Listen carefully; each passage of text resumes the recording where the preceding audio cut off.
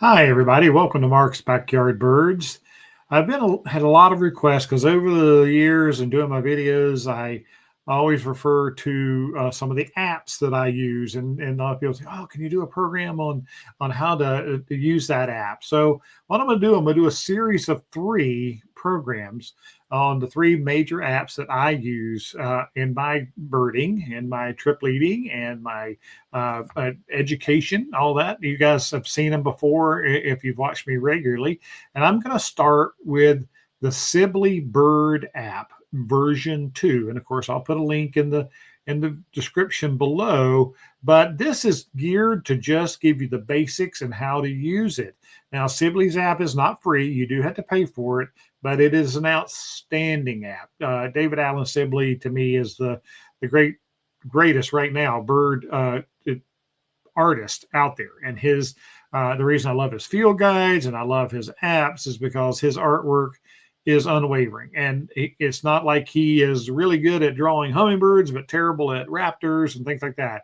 David Allen Sibley is good at drawing all birds. And not only his field guides in this app shows every bird in it, pretty much all of them in flight from above, below. It shows adults and immatures. It's just a great tool. Not only that, but it has the sound recordings in it for the birds, which of course the sound recordings are from the Cornell Lab of Ornithology. So it's got descriptions, it's got maps, it's got everything you want in a modern day field guide app. So let's get started. So I am doing something new, never done this before. So be patient. Hopefully this will work. I have a camera set up on my iPhone, which is laying on my desk right in front of me. But this is my the screen for my iPhone for my birding apps. The top three are Sibley's version 2, the Merlin ID app, and eBird. And we're going to do programs on those because I think it's too much to try to do it all at once. So how do you get into it? Well, it's very simple. I'm going to use a little touch pen because it's hard for me to negotiate under this camera, but you just tap like any other app and it brings it up, the Sibley app. And of course it's set the way I want it. And I'm going to show you how to change this. The bird list that comes up is for all the birds in North America. And I'm going to show you how you can switch it to just your state and your time of year if you wanted to. But this is, I always want it on all the birds for me. So that's just what I do. And of course, you have a search bar across the top, and you can enter bird names that will bring that up. So if you wanted to, let's see, let's do JAY, and that brings up all the J's. So if you wanted to see, a green jay from Texas, tap on that. Oh, there it goes. What a beautiful bird. Fantastic bird. So that's the example of how you find birds quickly. So, but we're going to go back right now. Sidebar screen, which gives you the name of the app, of course, and all your options. So the first thing you can do if you want to start from the top, is if you want the birds sorted by taxonomic order, which is how I learned it. And the old field guides are, they start with the loons and different birds at the front, and then they end and the songbirds at the very end. That's called the phylogenetic order of birds, and our taxonomic order of birds. And so you click that, and that's how my setting is. I always have it on that because that's how I learned it and I'm used to. So, but you can also set it for alphabetical. So if you want to search by just go down by the bird. If you know it starts with a B, then you like a bobolink, you can go down just a couple of scrolls, and that'll bring up the bobolink for you. So setting that, those settings on there, and then I promise you to, if you don't want to use all the birds of North America, then you can set it for your location. And like by just tapping that button, it automatically finds your location and knows where you are. See, it auto filled in Missouri on there. And if I'm going birding today in September, I can do that and hit the month and then hit September. And now it's going to show me all the birds in Missouri in September. So that greatly shortens that list for me. And it over here, it will tell you if it's really rare or if it's fairly common. The green birds are obviously very common. The red birds are very rare or vagrants, or you can scroll down and it helps you. Now, the thing I have about this, and the reason I keep mine set to all birds for North America is, of course, I'm always looking for something that's uncommon. And so if it's a bird that's only been seen here once or twice in the state of Missouri, it's not going to be in this sort like this, because it's only going to show you the birds really of Missouri. So it's gotten better, and it works really well if you want to use it like that. And then you have smart searches.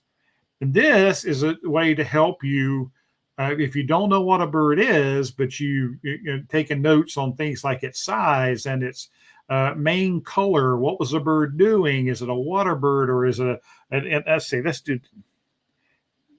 Okay. So what kind of bird is it? A water bird or a land bird? So we'll hit land bird.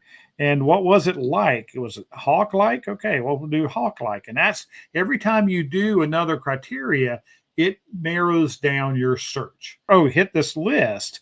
Then this will show you hawk-like birds that are in Missouri in September. And so you can go and look those up. And then you think, oh, okay, it might have been an osprey. It's got white and black on it, and it brings up the bird's description. And like I said, you can read about the bird by clicking on it, and it gives you descriptions, a description of the sounds, its habitat. It's very, very informative. It also gives you the 4-digit band codes. It gives you the name in French and in Spanish. It also tells of subspecies and what parts of the country. They may be a little smaller, they may be a little darker. So it gives you a ton of information. And then, of course, you can pull up the map, and the map shows you, the summer months, migration, and also where they winter at, and all year round. So, and then if you want to hear what it sounds like, then you can hit that little music note down there, and then I will play the alarm call.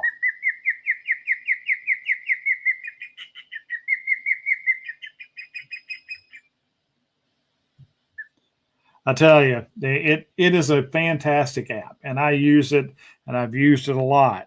And like I said, you can meld it for whatever your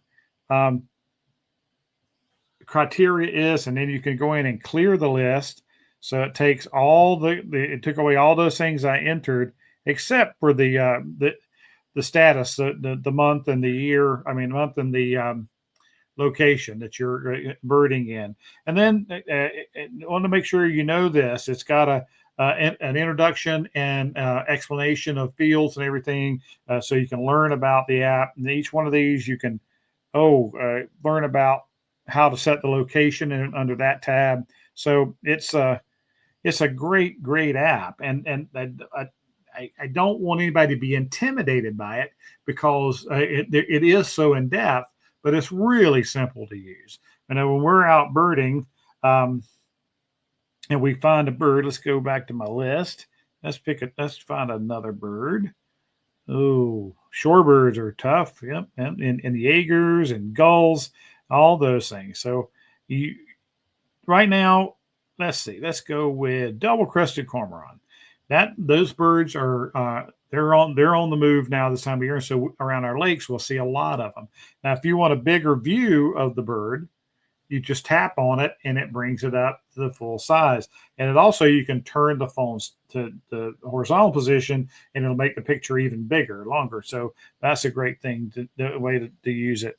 And again, it's simple and it's an easy app to use. Like I said, it does cost. You have to buy the app.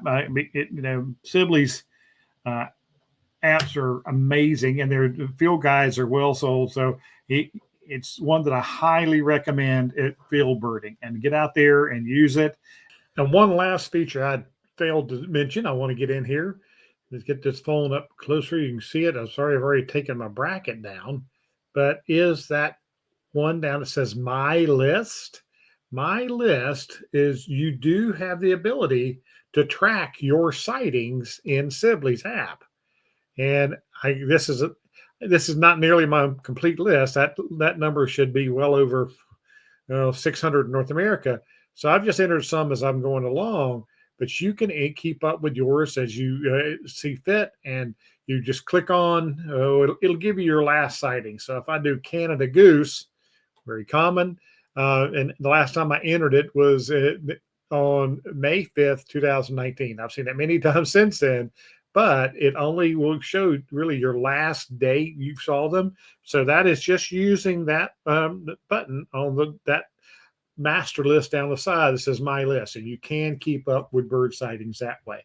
If you like the video, please give us a like, give us a share. If you haven't subscribed yet and you're on YouTube, that helps us out a lot. Send out ideas for future program and the other programs we're going to do. We're going to do a show on the Merlin app and also on eBird. We're going to do a program on both of those because I've gotten lots of questions about using those. So enjoy it. Get out there and explore nature, explore the birds of our natural world, and you will not be sorry for it. So until next time, let's talk birds.